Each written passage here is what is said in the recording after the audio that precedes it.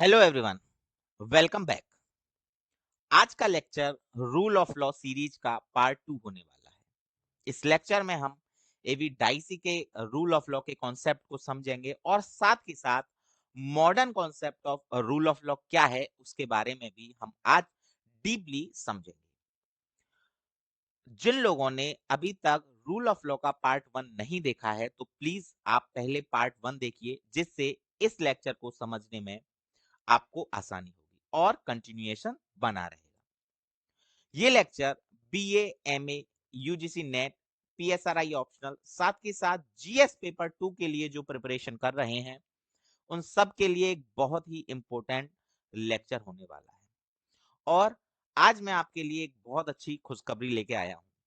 आने वाली वीडियोस में हम जो बच्चे यूपीएससी में जीएस पेपर 2 की प्रिपरेशन कर रहे हैं उनके लिए हम कॉन्स्टिट्यूशनल सीरीज लॉन्च कर रहे हैं। उस सीरीज में हम कॉन्स्टिट्यूशन के बारे में बहुत ही बारीकी से समझेंगे। जैसा कि हम सबको पता है कि पॉलिटी का जो पेपर है वो बहुत ही डायनामिक पेपर है, बिकॉज इसमें बहुत ज्यादा डायनामिक टर्मिनोलॉजी का यूज होता है। उस टर्मिनोलॉजी को समझना और उस टर्मिनोलॉजी को कैसे अपने आंसर्स में यूज करना है, अगर हम ये सीख जाते हैं तो हम अपने आंसर को बहुत बेटर बना सकते हैं और एग्जामिनर पे एक इंप्रेशन छोड़ सकते हैं। उसके लिए हम आप लोगों की हेल्प करने के लिए एक कॉन्स्टिट्यूशन सीरीज ला रहे हैं, जिसमें हम आपको एक बहुत ही डीप नॉलेज के साथ कॉन्स्टिट्यूशन कॉन्स्टिट्यूशन की तैयारी करवाएंगे। उन लेक्चर से आप अपने आंसर राइटिंग को भी इम्प्रूव कर सकते हैं। आज का लेक्चर जीएस2 के लिए भी बहुत ज्यादा इंपॉर्टेंट होने वाला है। तो आज के लेक्चर में हम समझते हैं डाइसी का concept of rule of law. Professor dicey एक बहुत ही इंपॉर्टेंट नाम है पॉलिटिकल साइंस में, और इनका रूल ऑफ लॉ का कॉन्सेप्ट कैसे इमर्ज हुआ उसके पीछे एक छोटी सी कहानी है। जैसा हमें पता है कि इंग्लैंड इंग्लैंड में इस समय पर कॉन्स्टिट्यूशनल मोनार्की है। कॉन्स्टिट्यूशनल मोनार्की का मतलब होता है कि कॉन्स्टिट्यूशन के साथ साथ वहां पर एक मोनार्क भी एग्जिस्ट करता है जो डिसीजन मेकिंग में भी पार्टिसिपेट करता है। बट वहां पर इससे पहले मोनार्की रिजीम हुआ करती थी और जितने भी लॉज या राइट्स थे वो सारे के सारे मोनार्क के हाथ में हुआ करते थे। इस चीज को टैकल करने के लिए सर एडवर्ड कोक ने, जो कि चीफ जस्टिस ऑफ इंग्लैंड थे, उन्होंने जेम्स वन के रेन में एक कॉन्सेप्ट को इमर्ज करा, एक कॉन्सेप्ट को ओरिजिनेट करा। उन्होंने ये कॉन्सेप्ट इसलिए ओरिजिनेट करा बिकॉज जो किंग था उसके हाथ में सारी की सारी पावर हुआ करती थी। वो जैसे चाहे लॉ को ट्रांसफॉर्म कर सकता था। तो सर एडवर्ड कोक ने बोला कि जो किंग है उसको भी अंडर लॉ होना चाहिए। There is a tussle between the judiciary and the king. और इस केस में जुडिशरी का डिसीजन था कि जो किंग है उसको लॉ के अंडर में होना चाहिए और जो भी डिसीजन है उसमें हमें लॉ को प्राइमेसी देनी चाहिए। और इसलिए उन्होंने एस्टेब्लिशमेंट किया सुप्रीमेसी ऑफ लॉ का। जैसा हम सभी को पता है कि इंग्लैंड में कोई भी रिटन कॉन्स्टिट्यूशन नहीं है और रिटन कॉन्स्टिट्यूशन ना होने की वजह से वहां की जो पार्लियामेंट है उस पर बहुत ज्यादा पावर है। इसलिए हम इंग्लैंड के कॉन्स्टिट्यूशन को कह सकते हैं कि वो पार्लियामेंट्री सुप्रीमेसी वाला एक कॉन्स्टिट्यूशन है जहां पर पार्लियामेंट सुप्रीम है। एडवर्ड कोक ने ये जो डिसीजन लिया जिसमें उन्होंने सुप्रीमेसी ऑफ लॉ का एक कॉन्सेप्ट निकाला, उसको प्रोफेसर एवी डाइसी ने फर्दर डेवलप किया। सो हम यहां समझ सकते हैं कि एडवर्ड कोक के प्रिंसिपल को एवी डाइसी ने फर्दर डेवलप किया। In 1885, he gave three principles of rule of law in his book law and constitution. UGC net के स्टूडेंट के लिए बुक्स के नेम याद रखना एक बहुत ही इंपॉर्टेंट चीज है, बिकॉज यूजीसी नेट के पेपर में बुक्स एंड ऑथर काफी बार पूछा जाता है। तो आप जितनी भी बुक्स के बारे में मैं बताऊं उनको नोट करते रहिए, याद करते रहिए। एविडाइसी ने अपनी book law and the constitution में 3 principle of rule of law को डिस्कस किया है, और वो 3 प्रिंसिपल थे: supremacy of law, equality before law, जो कि इंडियन कॉन्स्टिट्यूशन के आर्टिकल 14 में भी इनकॉर्पोरेट किया गया है, and third one is pre dominance of legal spread. और ये तीनों कॉन्सेप्ट को हम अब बारीकी से समझेंगे एक एक करके। सबसे पहले हम सुप्रीमेसी ऑफ लॉ के बारे में समझते हैं।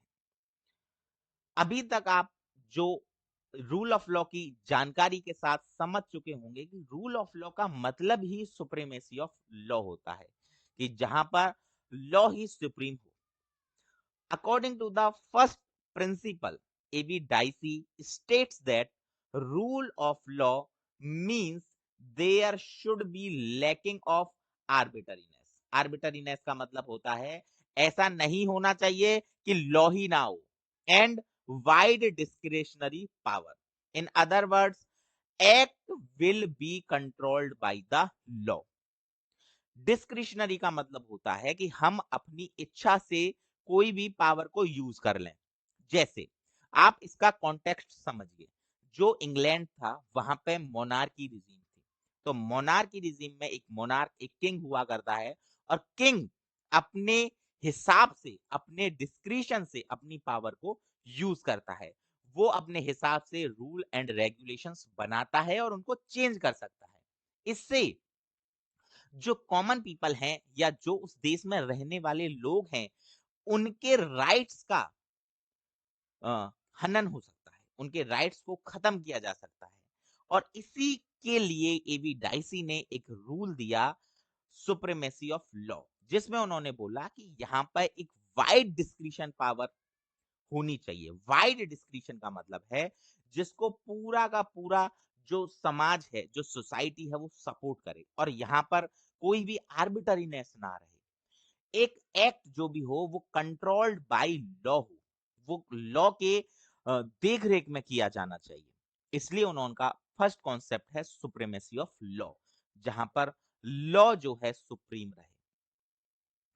The other one, the second one, and which is the most important one, is equality before law. और ये concept article 14 of Indian constitution में भी है।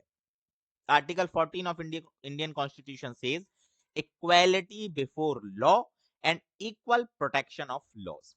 इक्वालिटी बिफोर लॉ जो है आर्टिकल 14 में इंडियन कॉन्स्टिट्यूशन पे, उस पर भी हम काफी डिबेट एंड डिस्कशन करेंगे।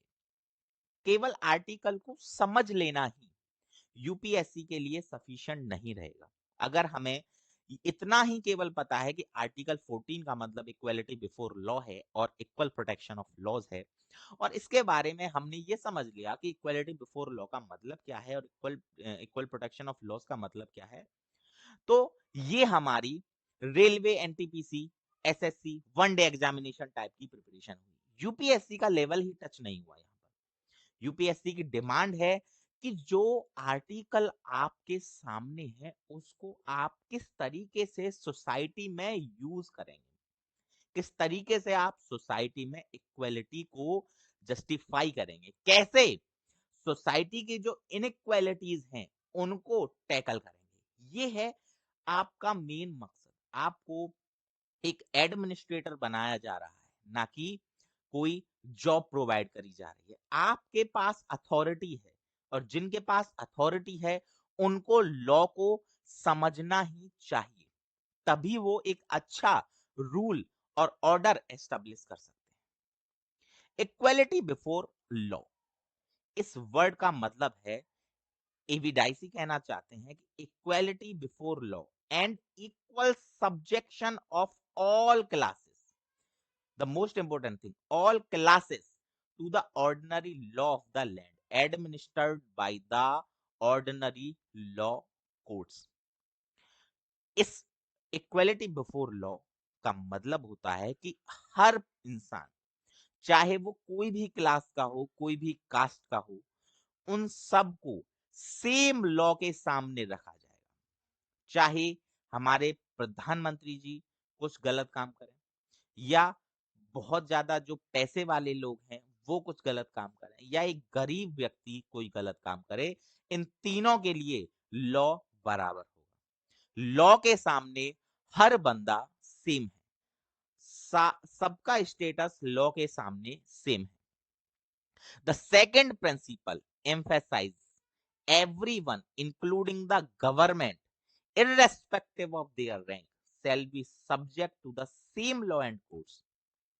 तो डाइसी का भी यही सोचना था, बिकॉज पार्लियामेंट को पावर बहुत थी इंग्लैंड में, तो उन्होंने बोला कि वो कोई भी लोग हों, चाहे वो पार्लियामेंटेरियंस हो या फिर गवर्नमेंट में कोई भी रैंक का व्यक्ति क्यों ना हो या कॉमन पीपल हो, सबका स्टेटस लॉ के सामने सेम रहेगा। किसी को भी कोई भी स्पेशल प्रिविलेज नहीं दी जाएगी। बट इंडियन कॉन्स्टिट्यूशन में कुछ स्पेशल प्रिविलेज एक दो लोगों को दी गई हैं। उनको हम समझेंगे कि कौन सी कंडीशंस हैं जिनको हम एक्सेप्शनल कंडीशंस कहते हैं, कि इन एक्सेप्शंस में हम इक्वलिटी बिफोर ऑफ लॉ को थोड़ा सा वॉयलेट कर देते हैं। और यही चीज तो हमें समझनी है कि ऐसी क्या कंडीशंस हैं जिनमें हम अपने ही बनाए हुए लॉ को वॉयलेट कर रहे हैं। आप देखिए, जब आप फंडामेंटल राइट्स को पढ़ते हैं तो एक बहुत ही फेमस क्वेश्चन यूपीएससी और स्टेट पीसीएस में पूछा जाता है कि एक हाथ से कॉन्स्टिट्यूशन फंडामेंटल राइट्स को दे रहा है और दूसरे हाथ से कॉन्स्टिट्यूशन फंडामेंटल राइट्स को ले भी रहा है। इस चीज को आप कैसे जस्टिफाई करेंगे? ये है यूपीएससी का question. Fundamental rights are given by the one hand and also taken by the another hand, justify the references of fundamental rights given in the Indian Constitution. This is the question of UPSC. और अगर आप इस question का answer निकाल सकते हैं, it's means कि आपकी जो प्रिपरेशन है बहुत अच्छी चल रही है। इस तरीके के एक्स्ट्रा ऑर्डिनरी क्वेश्चन की डिमांड करती है यूपीएससी। और यहां पे हमें समझना पड़ेगा कि जो कॉन्सेप्ट्स हैं उनका मीनिंग क्या है, एक्चुअली में वो क्यों लाए गए हैं कॉन्स्टिट्यूशन के अंदर, और उसकी बारीकी के लिए हमारी कॉन्स्टिट्यूशन सीरीज आप जरूर देखिए। तो इक्वालिटी बिफोर लॉ को आपने देखा। तीसरा प्रिंसिपल जो आपने बहुत कम सुना होगा, या आपको पता है कि ये इंडियन कॉन्स्टिट्यूशन में तो केवल सेकंड प्रिंसिपल ही है, एंड सुप्रीमेसी लॉ और सुप्रीमेसी ऑफ द लॉ ये हमारे प्रीएम्बल में दिख जाता है, but predominance of legal spirit इसके बारे में बहुत कम बातें होती हैं। इसका मतलब आप समझ, the third meaning of a rule of law is that the general principle of the constitution. As we know, A V Dicey ने ये जो कॉन्सेप्ट दिया है रूल ऑफ लॉ का, तो ये स्पेशली इंग्लैंड के इन्वायरमेंट को नजर रखते दिया है। तो उनके यहाँ अनरिटन कॉन्स्टिट्यूशन है, और अनरिटन कॉन्स्टिट्यूशन का मतलब है कि उनके पास कोई फिक्स डॉक्यूमेंट नहीं है जिससे वो अपना लॉ एंड ऑर्डर मेंटेन कर सकें। जो अनरिटन कॉन्स्टिट्यूशन होते हैं वो इवॉल्विंग कॉन्स्टिट्यूशन भी हो सकते हैं, बिकॉज जो वहां की जुडिशरी है उसके डिसीजंस को ही वो आगे एक्ट में समझ लेते हैं या उसी को वो लॉ मान लेते हैं। तो जो अनरिटन कॉन्स्टिट्यूशन है इंग्लैंड का, उसमें प्रीडोमिनेंस ऑफ लीगल स्पिरिट होना बहुत जरूरी था। इसका मतलब है कि रूल ऑफ लॉ जो है एक general principle of the constitution are the result of the judiciary decision. जो कॉन्स्टिट्यूशन के जर्नल प्रिंसिपल्स हैं वो जुडिशरी के डिसीजंस होंगे। Determining file rights of private person in a particular cases brought before the court. अगर कोई private person court के सामने कोई केस फाइल करता है, सपोज करिए कोई पर्सन है एक्स पर्सन का एक right, let suppose right to privacy का क्या हो जाता है, एक्सप्लॉयटेशन हो जाता है, और राइट टू प्राइवेसी के लिए वो जाता है ब्रिटेन की जुडिशरी के पास। तो ब्रिटेन की जुडिशरी के पास कोई रिटन कॉन्स्टिट्यूशन नहीं है उस समय पे, जहां उस समय पे वहां की जुडिशरी जो निर्णय लेगी तो उसको उसमें लीगल स्पिरिट रखनी है। लीगल स्पिरिट मतलब उसको लॉ के अकॉर्डिंग, रीजन के अकॉर्डिंग उसको जज करना है, और हर प्राइवेट पर्सन को उसके एक्ट के अकॉर्डिंग जज किया जाएगा। ये प्रीडोमिनेंस ऑफ लीगल स्पिरिट का है। और जब प्राइवेट पर्सन का वो केस सॉल्व होगा तो उन्हीं को वो अपने कॉन्स्टिट्यूशन के जनरल प्रिंसिपल्स में इनकॉर्पोरेट कर लेते हैं. This is the predominance of legal spirit. And all these three are together the rule of law concept of evidicing. I think ये आप लोगों को क्लियर होगा. Now, इसके साथ हमें समझना है modern concept of rule of law. Modern concept of rule of law क्या है? जैसा कि हम समझते हैं कि कंटेम्पररी टाइम्स में हर पेपर बहुत ज्यादा डायनामिक होते जा रहा है. यूपीएससी भी अपने आप में एक बहुत ही डायनामिक पेपर दे रहा है. तो हमें जो पास्ट थ्योरीज हैं उनको समझने के साथ साथ कंटेम्पररी थ्योरीज को भी समझना और भी ज्यादा जरूरी है. बिकॉज हमारे जो एडमिनिस्ट्रेटर्स हैं उनको कंटेम्पररी टाइम्स में सोसाइटी को डील करना है. और अगर आपको सोसाइटी को डील करना है तो कंटेम्पररी फिलोसफीज को, थिंकिंग को, थॉट्स को समझना पड़ेगा. और इसलिए modern concept of rule of law को समझना एवी डाइसी के concept of rule of law से भी ज्यादा इंपॉर्टेंट है. जनरली हम modern concept of rule of law की बात नहीं करते. रूल ऑफ लॉ का नाम आते ही हम एवी डाइसी की बात करते हैं. लेकिन आज आप लोग एक और नई शख्सियत का नाम सुनेंगे जो कि बहुत ज्यादा इंपॉर्टेंट है और जिन्होंने 7 principles of rule of law दिए हैं. और उनको समझना हमारे एविडाइसी के प्रिंसिपल से भी बहुत ज्यादा इंपॉर्टेंट है. तो चलिए देखते हैं modern concept of rule of law. ये concept international commission of jurist ने डिसाइड किया था दिल्ली डिक्लेरेशन में. एंड इसको सपोर्ट किया 1961 में लेगोस डिक्लेरेशन. तो क्वेश्चन ये है कि इसको हमने दिल्ली डिक्लेरेशन में एक तरीके से इसकी बातें की, इसको डेवलप किया, बट ऐसी क्या जरूरत आ गई थी modern concept of rule of law की? क्वेश्चन तो ये है, जब हमारे पास पहले से ही एविडाइसी के concept of rule of law जैसे बहुत इंपॉर्टेंट कॉन्सेप्ट थे, तो मॉडर्न कॉन्सेप्ट की क्या नीड थी? तो यहाँ पे हमें एक चीज समझना होगा कि कोई भी कॉन्सेप्ट एक सर्टेन टाइम पीरियड के लिए वैलिड होता है. लेकिन as we are a social and political animal, तो हम हमेशा हमारी सोसाइटी, हमारा स्टेट, आपने सुना होगा Aristotle says state is a organic society. तो ऑर्गेनिक का मतलब है कि ये जो है इवॉल्विंग है, ये चेंज है. अगर सोसाइटी चेंज होगी तो कॉन्सेप्ट भी चेंज करने पड़ेंगे. और इसलिए चेंजिंग सोसाइटी को देखते हुए हम modern concept of rule of law लेके आए, जिसमें हमने बहुत सारी चीजों को इनकॉर्पोरेट किया है. According to this law or this concept, rule of law implies that the function of government in a free society should be exercised as to create conditions in which the dignity of the man as well as individual is upheld. The dignity of man as an individual is upheld.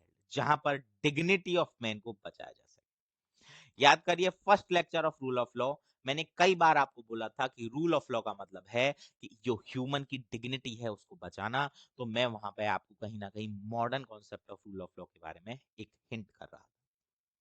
Modern concept का मतलब है कि जो government है वो जितने भी functions करेगी, जितने भी रूल्स बनाएगी लॉ एंड ऑर्डर को मेंटेन करने के लिए, जो भी एक्ट पास करेगी, उसको कम से कम इस तरीके से एक्सरसाइज किया जाना चाहिए और उसके लिए ऐसी कंडीशंस प्रिपेयर करनी चाहिए जो डिग्निटी ऑफ मैन को बचा सके. और डिग्निटी को बचाने के लिए हम मल्टीपल स्फीयर्स की बात कर सकते हैं. जैसे ना ये केवल एक सिविल और पॉलिटिकल राइट्स के बारे में बात करेगा, इसके साथ social, economical, educational as well as cultural conditions के बारे में भी बात करेगा. ये सारी कंडीशंस जो हैं पर्सनैलिटी को, जो फुल डेवलपमेंट होता है, उस फुल डेवलपमेंट ऑफ पर्सनैलिटी को डेवलप करने के लिए ये सारी कंडीशंस बहुत ज्यादा इंपॉर्टेंट है.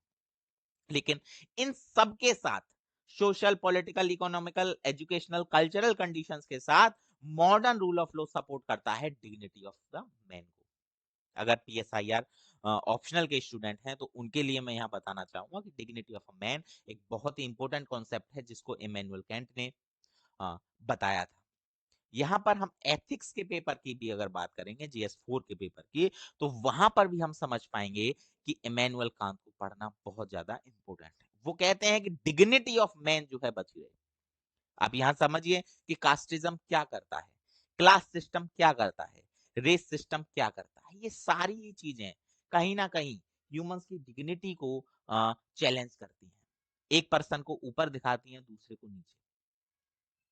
सोशलिज्म को क्यों लाया गया था? Try to make the questions, और जब आप क्वेश्चन बनाएंगे तो उनके आंसर्स आपको मिलेंगे, और यही छोटे छोटे क्वेश्चन आंसर से आप एक बहुत बड़ी जंग को जीत सकते हैं। केवल यूपीएससी के लिए पढ़ना ही काफी नहीं है। अगर हम पढ़ते रहें तो उतने से यूपीएससी क्लियर नहीं होने वाला। अगर हमें अपनी नॉलेज को यूज ही नहीं करना आता, जिसे माइकल फूको कहते हैं कि knowledge can be constructed, knowledge को बनाया जा सकता है, प्रिपेयर किया जा सकता है। तो हो सकता है आप जो सारी चीजें किताबों में पढ़ रहे हैं तो वो तो हम किसी दूसरे से लेके आ रहे हैं, बट हमने क्या इवॉल्व किया अपने आप में, वो ज्यादा जरूरी है। हमने अपनी पर्सनैलिटी में क्या चेंज लाया, ये सब पढ़ के वो ज्यादा इंपॉर्टेंट है। क्या आज हम भी किसी की डिग्निटी को चैलेंज कर रहे हैं?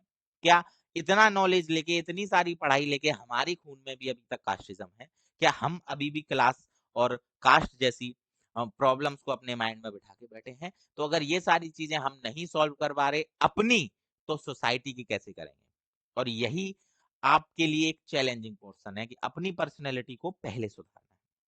इसीलिए आप देखिए, modern concept of rule of law कहता है कि हमें डिग्निटी को बचाना है, और डिग्निटी को अगर बचाना है तो उसके बहुत सारे तरीके हो सकते हैं। हमें कहना पड़ेगा कि हमें कास्ट सिस्टम को खत्म करना पड़ेगा। आर्टिकल 17 देखिए आप, इक्वलिटी बिफोर लॉ के जितने भी आर्टिकल्स हैं, राइट, आर्टिकल 14 के अंदर जितने भी आर्टिकल्स हैं उनको समझिए।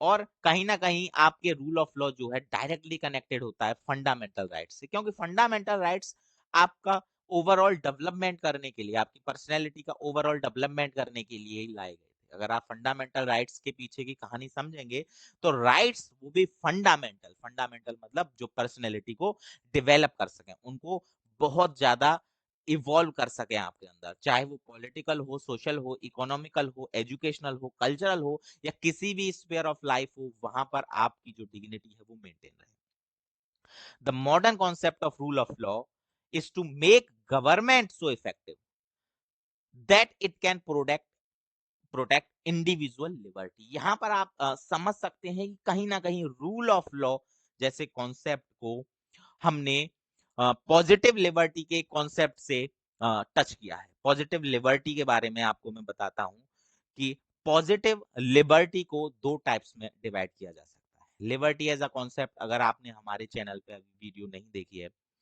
तो प्लीज देखिए, वहां पे मैंने आपको लिबर्टी का मतलब और इवोल्यूशन समझाया है। लिबर्टी को हम दो टाइप्स में डिवाइड कर सकते हैं। लेट्स अंडरस्टैंड लिबर्टी के बारे में। तो लिबर्टी नेगेटिव हो सकती है एज वेल एज पॉजिटिव भी हो सकती है। बहुत ही सिंपल तरीके से अभी मैं आपको समझाना चाहता हूँ। नेगेटिव का मतलब है नहीं, और पॉजिटिव का मतलब है हाँ। अब देखिए इसका क्या मतलब है। नेगेटिव का मतलब है कि स्टेट का कोई भी इंटरफेरेंस नहीं होना किसी भी इंडिविजुअल के एक्शन में। अगर स्टेट का इंटरफेरेंस है, here is P, P for presence, presence of state है। आप ध्यान से समझिए, पॉजिटिव का मतलब है हाँ, हाँ मतलब है कौन, स्टेट। अगर स्टेट का इंटरफेरेंस है इंडिविजुअल लिबर्टी को बचाने के लिए, जैसे मैंने आपको समझाया था कि इवोल्यूशन कैसे होता है लिबर्टी का, उसमें हम फर्दर वीडियोस लाएंगे। पर यहाँ पे मैं आपको हिंट देना चाहता हूँ रूल ऑफ लॉ के लिए पॉजिटिव और नेगेटिव के बारे में, कि पॉजिटिव का मतलब है कि स्टेट प्रेजेंट रहेगा, और स्टेट के प्रेजेंट रहने पर भी आपको लिबर्टी मिलेगी। नेगेटिव का मतलब होता है कि स्टेट प्रेजेंट नहीं रहेगा, या आपके ऊपर कोई भी रेस्ट्रिक्शंस नहीं है, फिर भी आपको लिबर्टी है। जब आपके पास कोई भी रेस्ट्रिक्शंस नहीं है तब तो लिबर्टी है ही है, तो वो नेगेटिव कॉन्सेप्ट हो गया। यहां पर नेगेटिव का मतलब ये नहीं होता है कि लिबर्टी छीन ली। नेगेटिव का मतलब होता है कि आपके सामने कोई रेस्ट्रिक्शंस नहीं है। लेकिन पॉजिटिव का मतलब होता है कि आपकी जो लिबर्टी है उसको और मैच्योर बनाने के लिए एक इंस्टीट्यूशन है, एक इंस्टीट्यूशन है स्टेट, जो आपको और लिबर्टी देने में हेल्प करेगा। और यहां पर हम modern concept of rule of law के बारे में कह रहे हैं कि modern concept of rule of law government को पावर दे रहा है, ताकि वो इफेक्टिव एक एनवायरनमेंट बना सके जो आपकी लिबर्टी को प्रोटेक्ट कर सके। और अगर इंडिविजुअल लिबर्टी प्रोटेक्ट रहेगी तो कहीं ना कहीं हम डिग्निटी को भी प्रोटेक्ट कर पाएंगे, और डिग्निटी को प्रोटेक्ट करना ही रूल ऑफ लॉ का एक अल्टीमेट टारगेट है। अब रूल ऑफ लॉ जो मॉडर्न कॉन्सेप्ट है उसमें मैं आपको एक बहुत ही इंपॉर्टेंट नाम बताना चाहता हूं, और उनका नाम है केसी डेविस। आप इनके नाम को यूज करके इनके 7 प्रिंसिपल्स के बारे में बात कर सकते हैं। हमें इन प्रिंसिपल्स को डिफरेंट टर्म्स में अलग अलग जगह पे समझने की जरूरत पड़ेगी, और इनको मैं एक साथ आपको एक वीडियो में नहीं समझा सकता। इसके लिए आपको हमारी कॉन्स्टिट्यूशन सीरीज ही समझनी पड़ेगी, बिकॉज ये छोटे छोटे टर्म्स बहुत ज्यादा डीप मीनिंग वाले हैं। मैं आपको बताता चलूंगा कि किस टर्म को हम कहां समझेंगे, और केसी डेविस के 7 प्रिंसिपल्स को समझना बहुत ज्यादा इंपॉर्टेंट है, because modern concept of rule of law में यही वो 7 प्रिंसिपल्स हैं जिन्होंने हमारी दुनिया को एक नई मीनिंग दी है। तो वो 7 प्रिंसिपल्स क्या है? केसी डेविस का पहला प्रिंसिपल है लॉ एंड ऑर्डर, और ये तो एक बेसिक प्रिंसिपल है रूल ऑफ लॉ का। रूल ऑफ लॉ का मतलब ही होता है सुप्रीमेसी ऑफ लॉ, जहां पे हम लॉ एंड ऑर्डर की बात करेंगे। यहाँ पे आप समझिए कहीं ना कहीं एग्जीक्यूटिव के फंक्शंस आपको समझ आएंगे। लॉ एंड ऑर्डर कौन करता है? तो एग्जीक्यूटिव। और यहाँ पे इंडियन एग्जीक्यूटिव के बारे में हम पढ़ सकते हैं। फिक्स्ड लॉ, फिक्स्ड लॉ का मतलब है कि लॉ को बहुत ज्यादा चेंज नहीं किया जाना चाहिए, थोड़ा रिजिड होना चाहिए। जो लॉ बनने चाहिए वो ड्यू प्रोसेस ऑफ लॉ के बेसिस पे बनने चाहिए। आने वाली वीडियोस में हम डिस्कस करेंगे कि ड्यू प्रोसेस ऑफ लॉ और प्रोसीजरल एस्टेब्लिश्ड बाय लॉ का क्या मतलब है। प्रोसीजरल एस्टेब्लिश्ड बाय लॉ का मतलब है, यहां पे मैं आपको थोड़ी थोड़ी हिंट इसलिए देता हूं ताकि आप इन कॉन्सेप्ट के बारे में और फर्दर जाके नेट पे पढ़ सकें।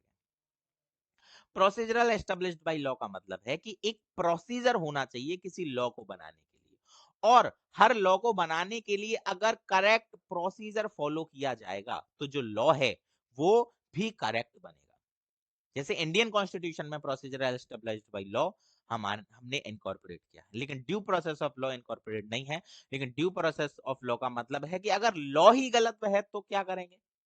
चाहे स्टेप सही है लेकिन लॉ का मोटिव ही गलत है, तो इसलिए हम लाएंगे ड्यू प्रोसेस ऑफ लॉ, और इसके लिए हमें जुडिशियल रिव्यू, जुडिशियल एक्टिविज्म को समझना पड़ेगा। और judicial review, judicial activism of administration action एक बहुत ही इंपॉर्टेंट कॉन्सेप्ट है। पॉइंट नंबर 7 के लिए हमें इंडियन कॉन्स्टिट्यूशन का जुडिशरी बहुत समझना पड़ेगा। पॉइंट नंबर 6 के लिए भी हमें प्रेफरेंस फॉर जजेस एंड ऑर्डिनरी कोर्ट्स, हमें ऑर्डिनरी कोर्ट्स और जजेस को प्रेफरेंस देनी है, बिकॉज इनके पास क्या है? रीजन है, इनके पास एक लॉ बनाने की अथॉरिटी है। हमारे यहाँ देखिए जुडिशरी इंडिपेंडेंस है, जुडिशरी के पास जुडिशियल रिव्यू जैसी चीजें हैं, जुडिशियल एक्टिविज्म भी काफी शो करता है।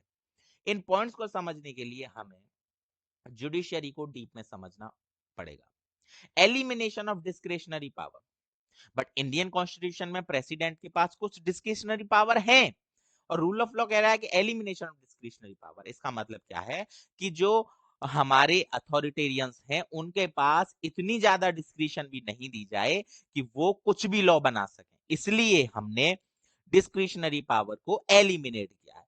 लेकिन इंडियन कॉन्स्टिट्यूशन में कौन कौन सी डिस्क्रिशनरी पावर अभी भी हैं उनको भी समझना उतना ही इंपॉर्टेंट है। Observance of principle of natural justice, natural justice का मतलब समझिए एक ऐसा जस्टिस जो हमें रीजन से आएगा, और सारे के सारे कॉन्सेप्ट आपके जुडिशरी से रिलेट करते हैं। और जो स्टूडेंट पीएसआईआर ऑप्शनल के लिए हैं मैं उनसे रिक्वेस्ट करना चाहूंगा कि आप केसी डेविस के modern law of rule of law के कॉन्सेप्ट के बारे में फर्दर आप पढ़ सकते हैं, और इन सब के बारे में हम डिटेल लेके आएंगे किसी और वीडियो में जो स्पेशली पीएसआईआर स्टूडेंट्स के लिए बनाई जाएगी, ऑप्शनल स्टूडेंट के लिए।